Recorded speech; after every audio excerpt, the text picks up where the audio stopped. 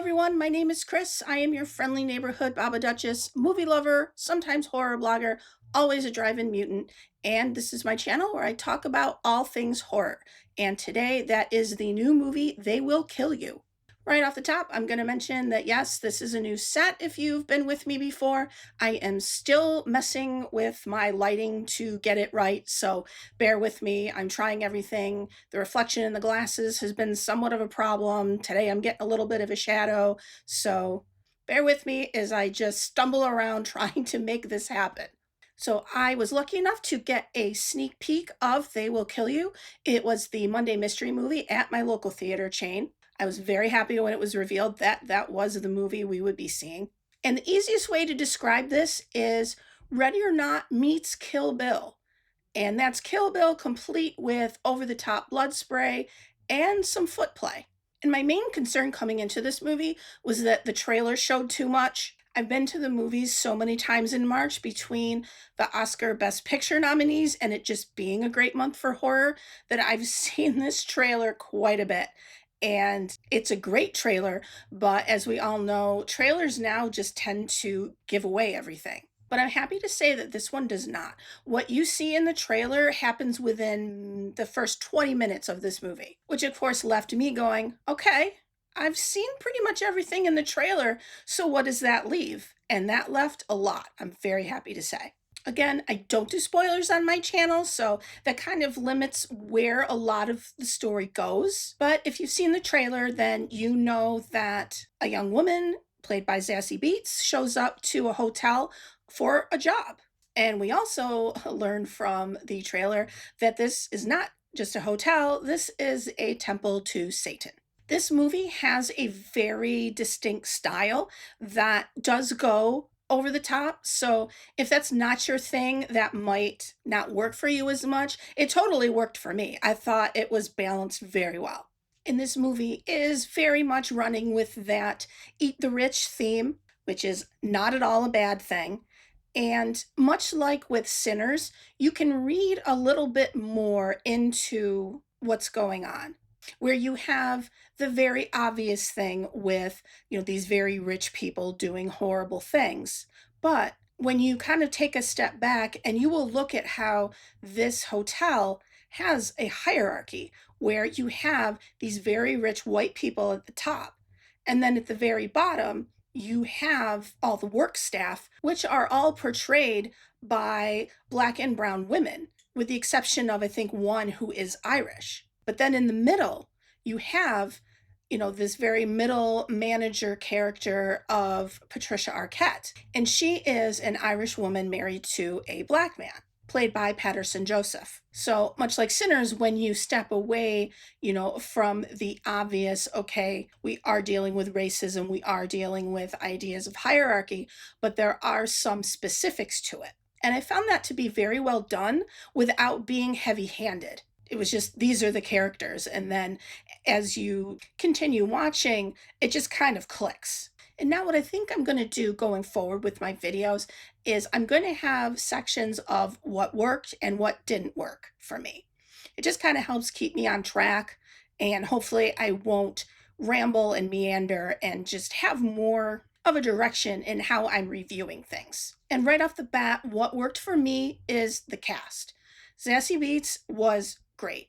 You've seen her in things like Deadpool 2. She was in Joker.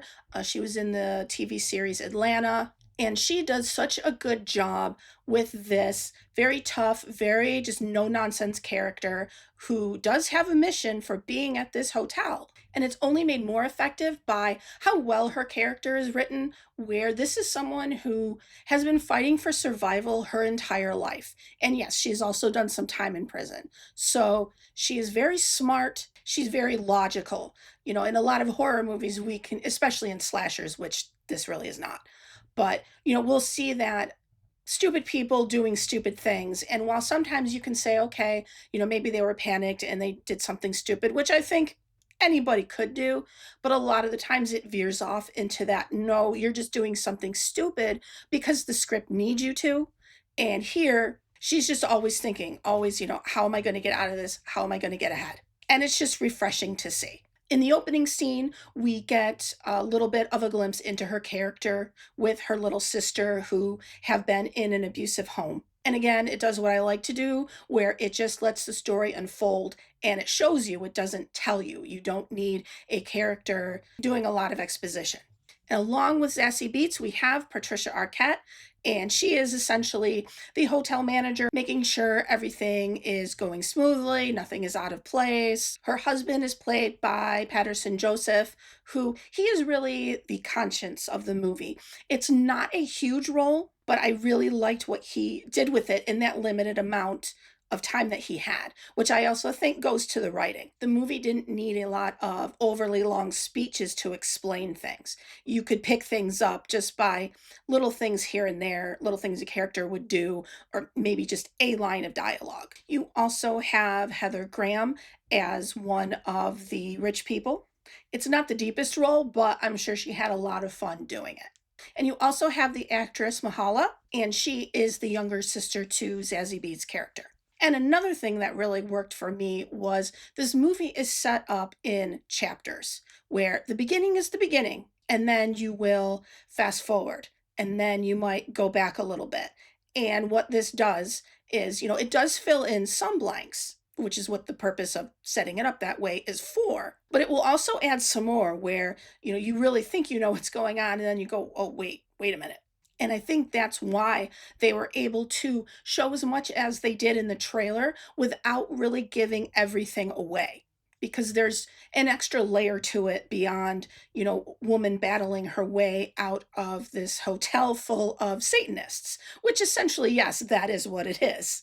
And yes, it is very satisfying as a woman to see this other woman character just go through and very smartly and swiftly just kick ass. The movie is fun, but it is also smart. And because of the tone of the movie and this very stylized world that they've created, you are very invested and you do totally buy that this character can take on all these people at once. Like I said, very Kill Bill, very much like that scene with the 88. Reality kind of goes out the window. There is obviously a way you could do it wrong, very wrong, where you're just not invested in it, but I think this one just hit that tone just right. And now I get to what didn't quite work for me. There is kind of like a final boss battle at the end. I don't want to give anything away. And while I know that it was supposed to be this over the top thing, and I liked that about it, there was some CGI that just took me out of it. And again, this was produced by Andy Muschietti. And whenever I see his name, I flinch a little bit. Um, Not because I don't like his work, I do, but he loves his CGI. And I don't know if that is a budget thing. I don't know if that's just a personal preference thing. I mean, I get it. And I don't know if this really would have worked practically anyway, but it really did just take me out of it. Didn't quite work, even though I liked the overall, just over the topness that was happening. And yes, at the end, if you think too hard, there were a couple things where I'm like, but if you did that, and then what about that? But in the end, I don't know if that really matters. It might matter to some people. It certainly didn't stop my enjoyment. But yeah, there were a couple, loose ends you could probably pull. And for some people, yeah, it might ruin it. Not necessarily the case with me, but it is worth mentioning. But all in all, it is a very simple plot, but it does also roll out these other parts and pieces to it to keep it interesting. It's a movie that has created its own world, its own lore, some references to Lord of the Flies. It's silly fun, but it also has a lot of smarts to it. So, all in all, I had a lot of fun with it. It let out some of my angry woman energy, as did Ready or Not 2 last week. And Zazie Beetz is my new action hero. I'm hoping this will be a standalone. I guess there are some directions that you could take a sequel in, but I would like this to be a one and done. But of course, we all know that might be dependent on how well it does at the box office.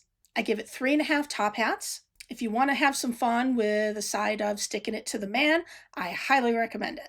So if you do go, be sure to tell me what you think. And as always, like, share, subscribe, comment, and I will see you in my next video. But before I go, remember, like what you like, don't be a dick, and empathy is a superpower.